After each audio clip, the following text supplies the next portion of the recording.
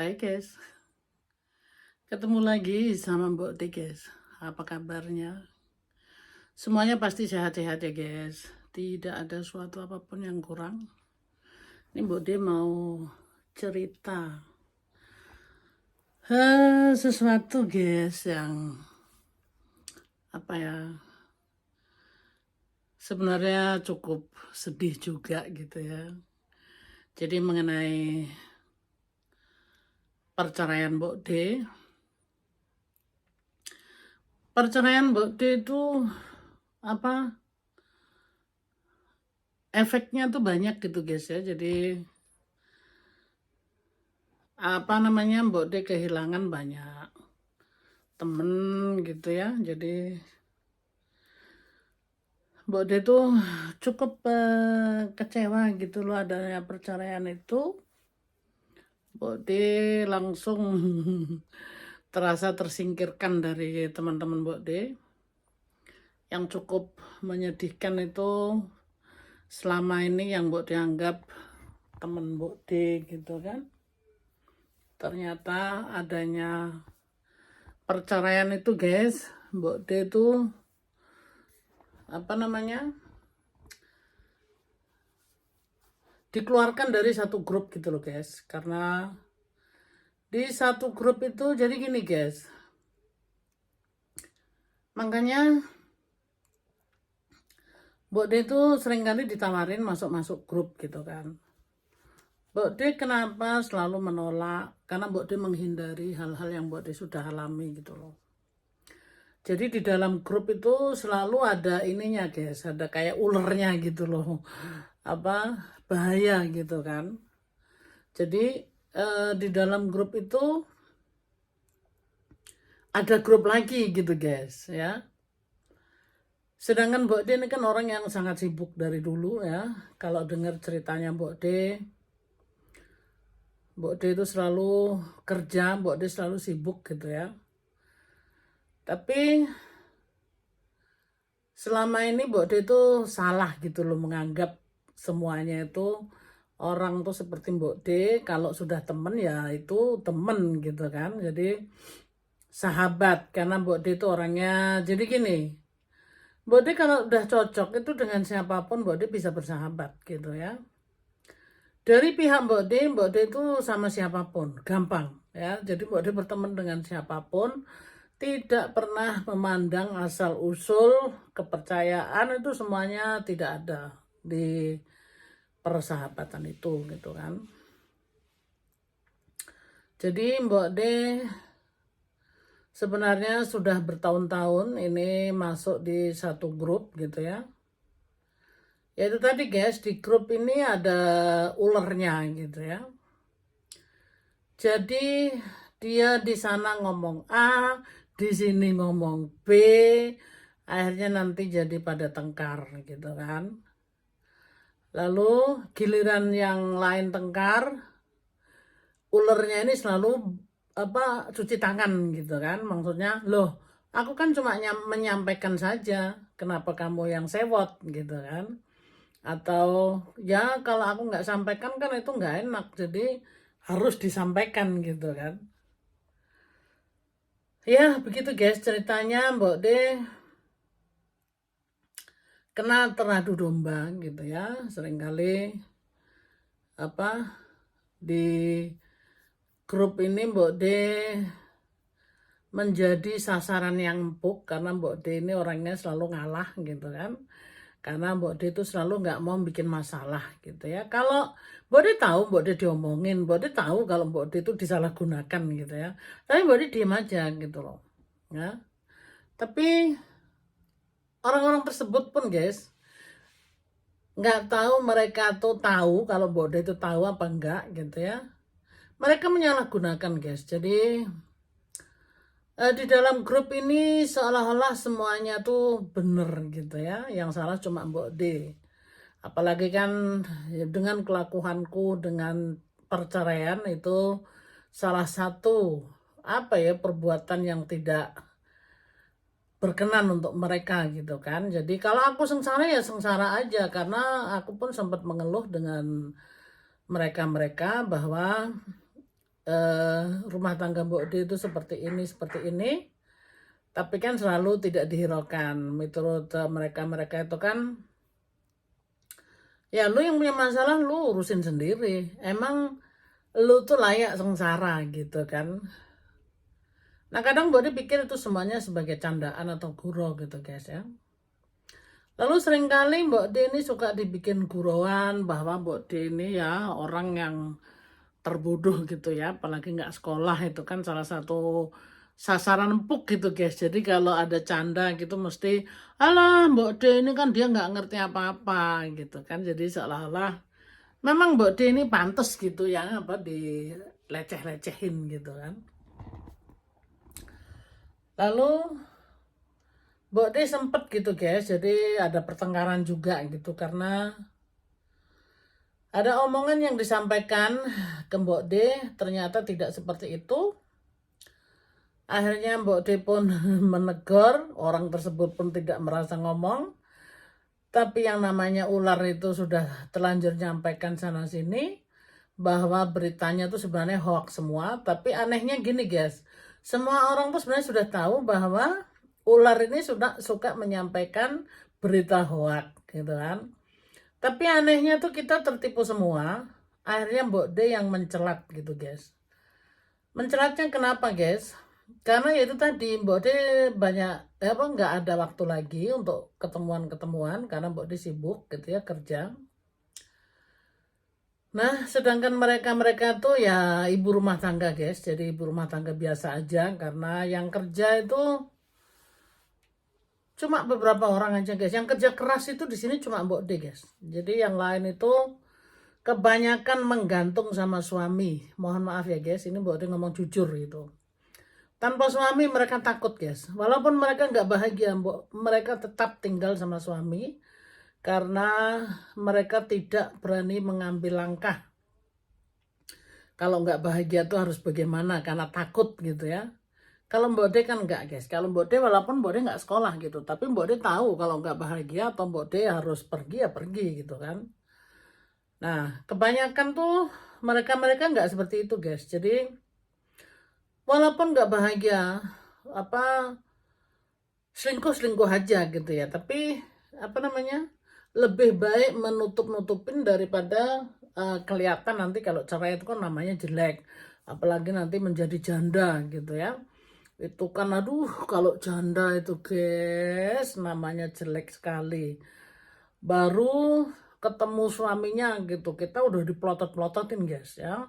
Udah dibilang jangan GR ya kalau dibilang sama suamiku kamu tuh pinter atau kamu ini luar biasa, jangan GR karena dia tuh cuma cinta sama aku nggak sama orang lain gitu guys. Jadi aduh sebagai janda itu memang aduh luar biasa sakitnya gitu guys. Jadi setiap itu akhirnya jadi ketakutan kalau ya mungkin takut suaminya aku rebut atau gimana gitu ya guys ya. Jadi semuanya tutup pintu guys ya, itulah namanya sahabat-sahabat Mbok D gitu ya.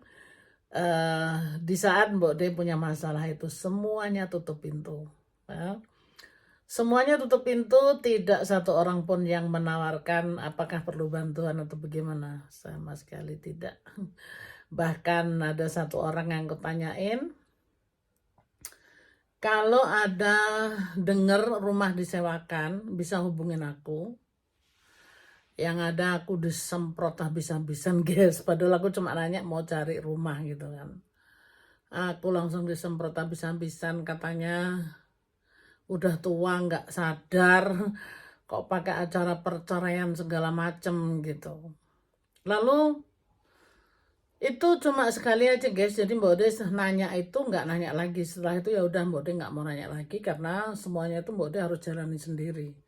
Jadi Mbok D banyak teman setelah kelihatan waktu Mbok D punya masalah itu guys.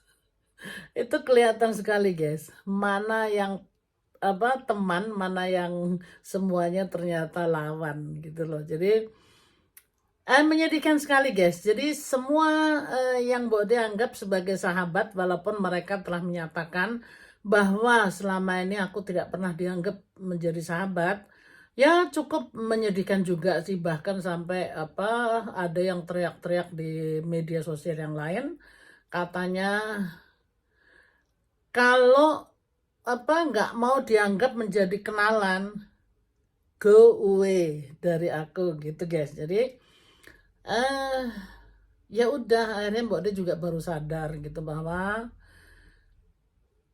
kita berteman itu kadang-kadang kita harus peka juga guys ya. Ada juga yang ya itu tadi, seperti semua yang Mbak De selama ini anggap sahabat ya, ternyata pernyataan itu telah dikeluarkan, mereka tidak pernah menganggap Mbak De itu seorang teman gitu ya, jadi hanya kenalan gitu. Padahal ya sudah bertahun-tahun sih guys kita mitrut Mbak De berteman gitu ya. Tapi ya nggak apa-apa guys, karena itulah keputusan daripada mereka. Pada suatu hari guys, jadi itu Mbak De di dalam grup itu sebenarnya Mbak De sudah nggak dianggap orang lagi. Jadi mereka menyindir sana sini, tapi kalau Mbak De masuk itu mereka langsung diam. Kalau Mbak De yang nulis itu tidak ada yang jawab ya. Tapi giliran orang yang kaya atau orang yang kan di dunia ini gini guys, yang miskin itu harus diinjek-injek, yang kaya harus kita jilatin pantatnya, gitu kan? Nah, itulah kenyataan di dunia ini seperti itu guys ya.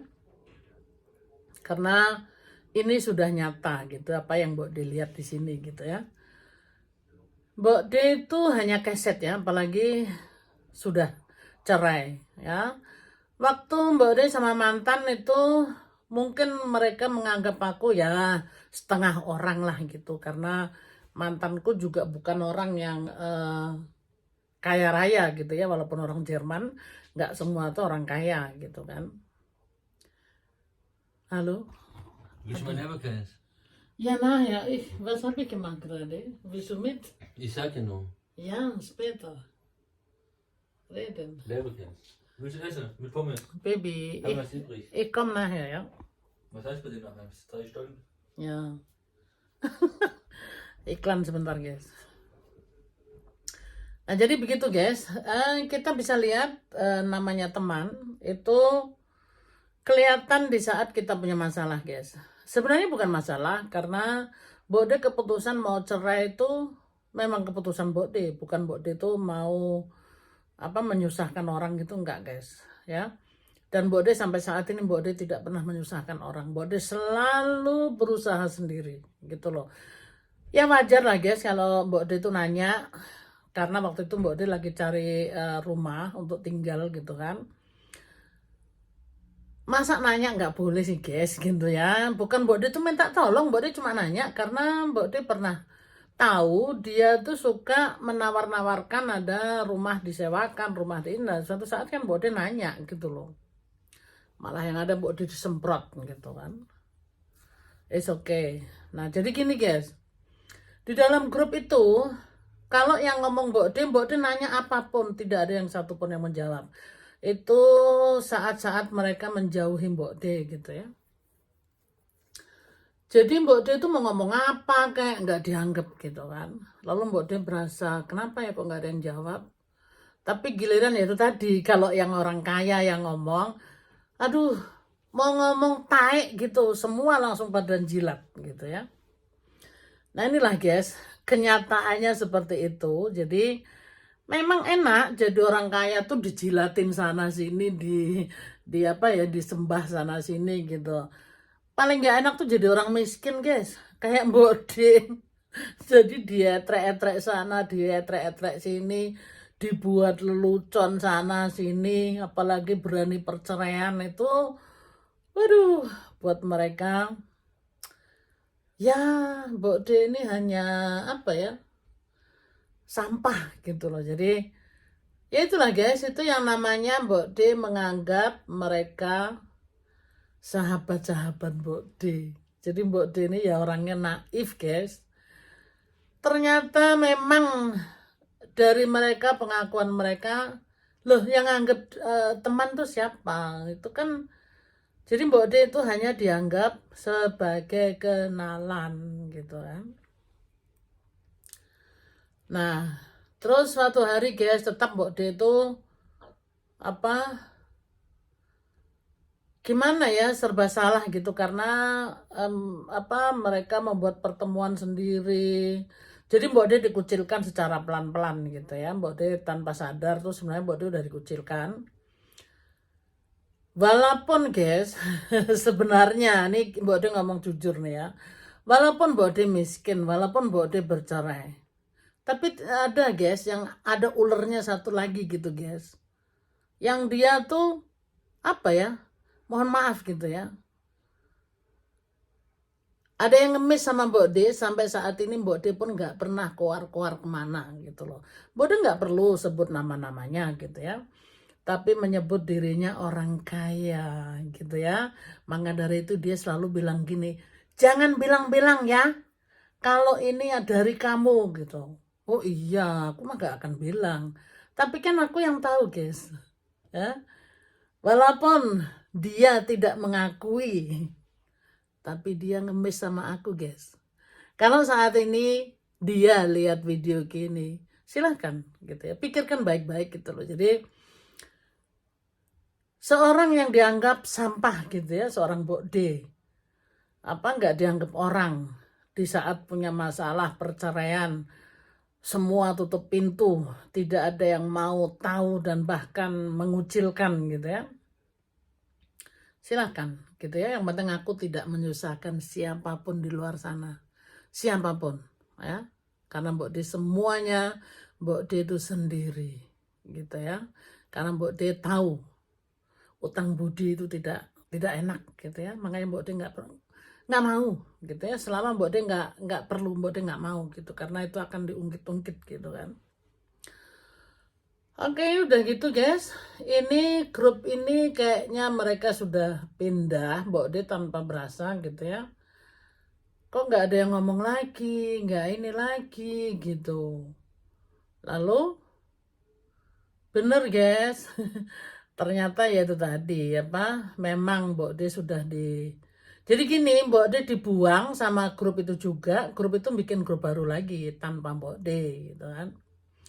Padahal guys sebenarnya sedih juga gitu karena kita nih di Jerman nggak banyak, semuanya tuh bisa dihitung gitu ya orang-orang Indonesia. Tapi ya kayak gitu guys, ada juga di sini yang ngegrup begitu.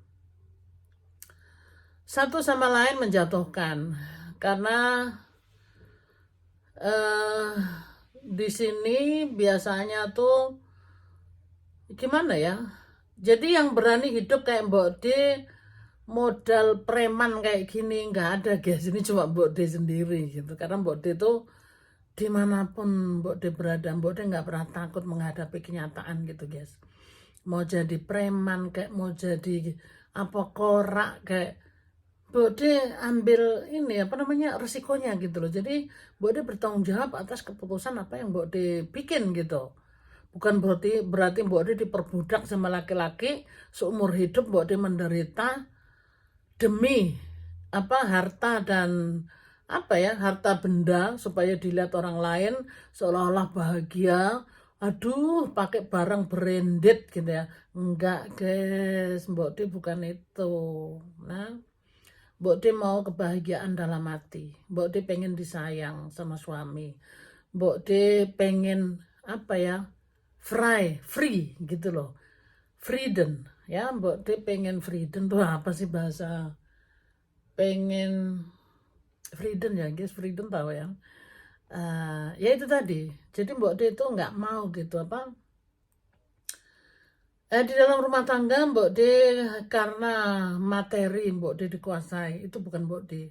Karena jiwa Mbok D itu jiwa berjuang.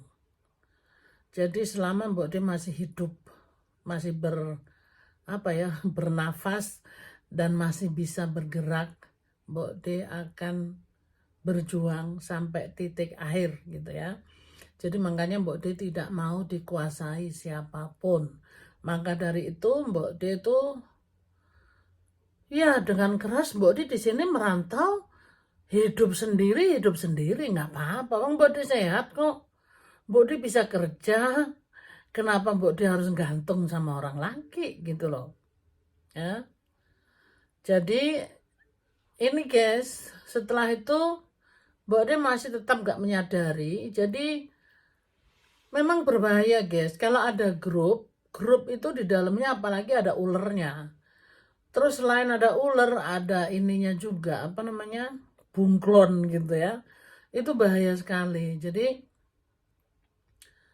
akhirnya pecah belah. Tapi sebenarnya Mbak De itu udah digosipin sana sini sih. Cuma aja Mbak De itu orangnya nggak ambil pusing gitu guys. Ya, pokoknya Mbak De itu nyantai aja. Makanya kan orang tersebut ya, dia dapat barang dari Mbak De, tapi seolah-olah jangan ngomong-ngomong sama orang ya. Jadi dia lebih galak guys gitu loh. Mbak De juga punya barang branded guys gitu, tapi beli sendiri, bukan ngemis sama orang laki gitu loh. Karena kan Mbak De udah bilang, Mbak De itu kerja siang malam, bantu orang tua, bantu keluarga, dan Mbak De juga pengen bisa beli sendiri, jadi nggak diungkit-ungkit sama seorang suami. Karena ada gitu ya seorang suami berdiskusi sama Mbak De. Mbak De tuh berani orangnya diskusi sama siapapun. Mungkin yang pernah lihat Mbak De di live streaming di mana, Mbak De diskusi sama siapapun Mbak De nggak takut gitu kan. Karena selama Mbak De di pihak kebenaran, Mbak De tetap mau diskusi. Karena selama Mbak De bisa, kenapa enggak gitu ya. Nah jadi Mbak De satu saat tuh diskusi sama orang tersebut. Dia bilang gini, wow, aku luar biasa lihat kamu, katanya. Kamu berani ya berdiri sendiri, apa kamu nggak takut nanti hidupmu nanti bayar ini, bayar itu, bayar ono, bayar ini. Aku cuma senyum aja gitu, kenapa mesti takut? Ya kita hadapi apa yang terjadi ya terjadilah gitu kan. Terus ya dia pernah sih bilang gini, oh kalau aku punya istri kayak kamu, aku nggak tahan, kata dia gitu. Kenapa? Soalnya kamu orangnya ini banyak diskusi gitu. Loh, emang kalau diskusi itu jelek gitu? Oh aku nggak bisa, karena aku mau istri itu harus tinggal diem, karena aku yang ngasih dia makan, aku yang bayar semuanya, bahkan keluarga dia yang di Indonesia tuh aku semua yang bayar, dia ngomong gitu kan. Jadi dia harus tunduk sama aku gitu. Wow, aku sampai geleng-geleng kepala, sampai kayak gitu. Iya, jadi keputusanku, dia bilang gitu ya, keputusanku itu adalah pemerintah gitu. Jadi apa sih? Kalau bahasa Jermannya tuh bagus guys gini. Jadi apa yang dia bilang tuh Gesetz. Gesetz itu peraturan gitu. Aku sampai geleng-geleng kepala. Maka dari itu, nah itu guys. Walaupun dia dipakein branded, nggak kerja kayak Mbok De bangun jam 3 pagi segala macam, tapi dia nggak ada freedom. Dia harus manut apa kata suaminya. Kalau suaminya jangan makan jengkol, ya nggak bisa makan jengkol guys, karena suaminya nggak mau gitu. Nah kalau Mbok De mau makan jengkol, mau makan pete, siapa yang berani ngelarang Mbok De? Karena Mbok De hidup ini cuma sekali, ngapain aku tertekan-tekan? Terus keluarga kita di Indonesia dibantu, tapi kita diperbudak. Buat apa gitu loh. Ya. Kalau Mbok De bantu keluarga di Indonesia, Mbok De kerja sendiri guys. Ya. Mbok De jungkir balik. Adikku aku pernah kesini guys. Gimana adikku ngeliat waktu aku kerja. Sampai dia bilang gini guys. Walah yuk kerjaanmu kok abot men di sini gitu loh. Jadi aku tuh ngotongin roti guys. Roti itu di Jerman gede-gede. Jadi roti itu ada yang 5 kilo, ada yang 3 kilo, 4 kilo tahu gotongin. Aku pakai mobil itu guys pokoknya buat transport gitu ya. Jadi itu banyak sekali dan malam kan adikku tak bawa gitu kan. Biar dia tahu gimana aku cari uang di sini gitu kan. Dia geleng-geleng kepala guys. Katanya itu kan kerjaan orang laki. Halah, kerjaan siapapun bisa ngerjain selama kita masih bisa gitu kan. Mau laki mau perempuan gitu. Jadi Mbak De itu orangnya dari dulu kayak gitu guys. Nggak mau gantung sama siapapun gitu. Jadi ada baiknya waktu Mbak De kecil tuh dipaksa suruh kerja sama orang tua aku. Disitulah guys Mbak De jadi jadi pejuang gitu ya. Jadi pejuang yang luar biasa sampai saat ini. Kelas 2 SD tapi berani hidup mandiri di Jerman. Ya. Nggak ada yang mampu hidup kayak Mbok Di itu nggak ada. Cari cari kalau ada kasih tahu aku nih di mana orangnya. Nggak ada yang mampu kerja malam pagi sore, waduh itu ngangkatin gitu-gitu nggak ada. Ya, cuma Mbok D gitu loh, karena Mbok D itu udah biasa digembleng mental maupun tenaga, udah biasa guys gitu loh. Jadi pada akhir katanya ya gitu guys, Mbok D dikeluarin dari grup itu dan Mbok D tidak disapa lagi sampai detik ini. Ya mula-mula Mbok D memang sedih gitu ya, kayaknya memang Mbok D ini miskin, Mbok D memang ya menurut mereka layak diinjek-injek, bukan manusia gitu ya. Yang perlu ditemanin tuh orang-orang yang kaya, orang-orang yang branded. Yang miskin itu bikin apa menurut mereka itu sampah gitu ya, apalagi kerjanya nguli kayak Mbok D. Hidup sendiri ngapain sih gitu kan. Oke lah sekarang Mbok D udah punya suami gitu ya, itu pun kan ya Mbok D tetap diinjek-injek guys, karena ya berondong kere.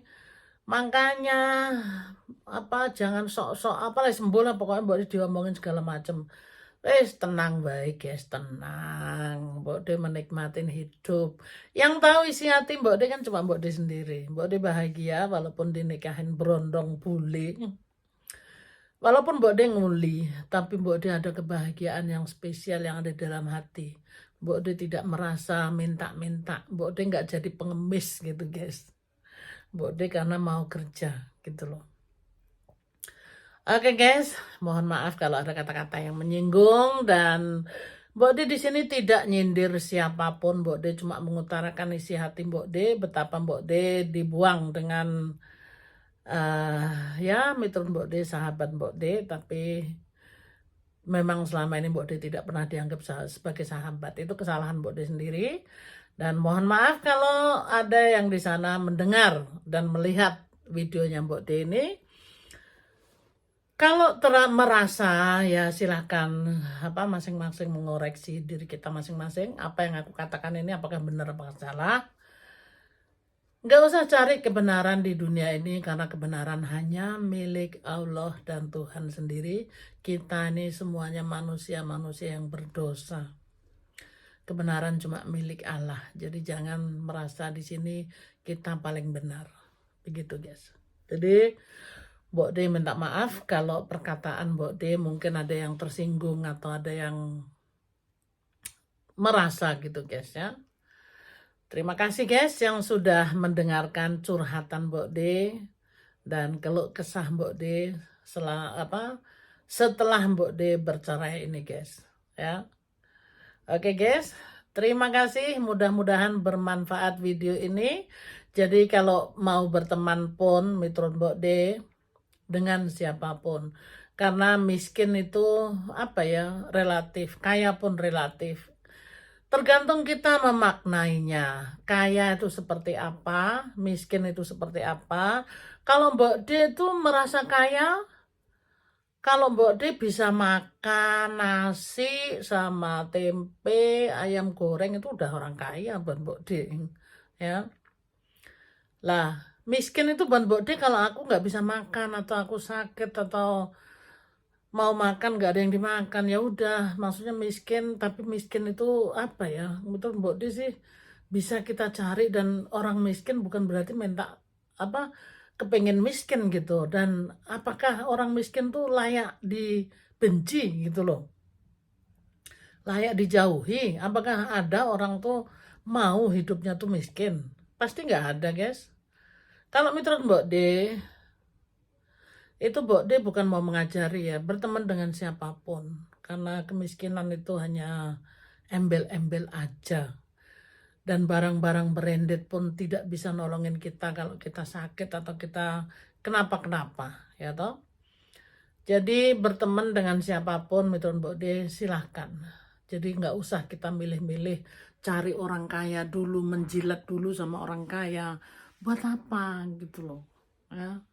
Berteman dengan siapapun itu lebih baik daripada kita menjilat itu. Saya gini guys, kan nanti yang orang kaya itu jadi miskin akhirnya diomongin, dibenci gitu kan. Kan nggak setiap orang tuh kaya selama-lamanya. Karena ada orang juga kaya udah gitu jatuh miskin, akhirnya diinjek-injek orang juga gitu kan. Akhirnya kan itu munafik gitu kan. Mereka jilat itu karena ngelihat kekayaannya aja gitu kan. Ya, jadi bertemanlah dengan siapapun karena berteman itu perlu hati ya. Perlu apa perasaan gitu. Jadi bukan karena kekayaan dan apa yang dimiliki gitu loh. Oke guys, panjang lebar Mbok De akhirnya jadi lama sekali bercurhat ria gitu ya.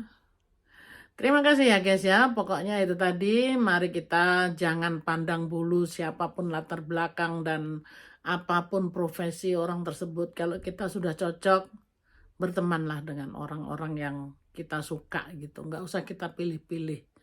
Ya, ingat guys, roda itu berputar. Kalau kita nanti pas yang di bawah itu sakit juga, itu perlu pertolongan gitu loh. Oke guys, terima kasih yang sudah menyimak guys. Dan mudah-mudahan sekali lagi bermanfaat video ini. Yang suka videonya Mbok De, kalau mau di-share silahkan di-share guys. Di-subscribe dan dikomentari dan apa yang mau nge-share silahkan di-share gitu guys ya. Terima kasih guys. Sehat-sehat selalu dan bahagia selalu. Jangan memikirkan hal-hal yang kita tidak harus pikirkan. I love you guys. Ketemu lagi di video berikutnya. Bye-bye.